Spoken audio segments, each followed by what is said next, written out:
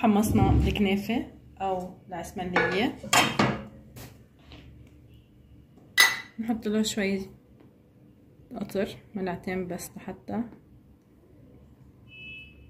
بسم الله، 3 ملاعق بكفوا، ناشئة حلوة كتير. قطن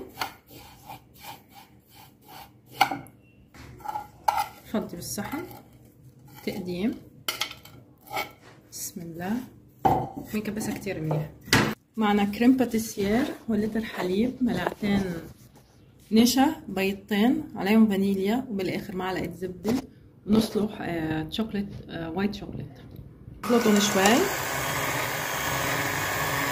نضيف عليهم ملعقتين كريم شانتيه، بسم الله،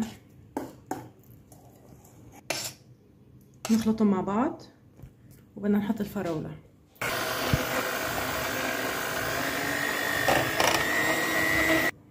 بس نصيحة مني كبروا الجات لأنه طلع الجات معي صغير. بنضيف الفراولة اللي مقطعينها. جيب الفراولة بعد كتار حط صح. مثل ما قلت لكم كبروا الجات. بسم الله، نصبها فوق الكنافة أو العسملية.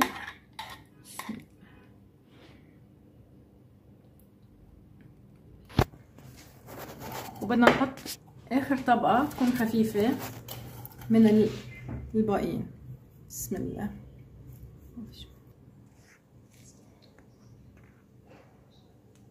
وهيك يلي اخترعوا كنافة المكسوفة والمكشوفة ومدري شو، هيك انا بقدم لكم معنا اطيب كنافة فريزية كتير طيبة وسكرها خفيف، بتمنى تجربوها.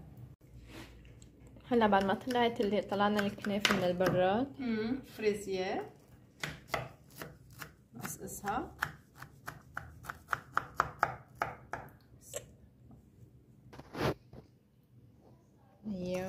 كم بدها بعد بالبراد، بس نحن ما نطرنا.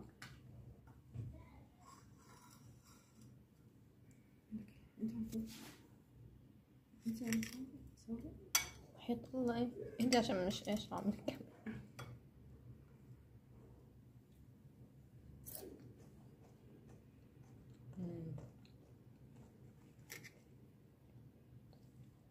كنافة فريزير سكر خفيف وكتير طيبة،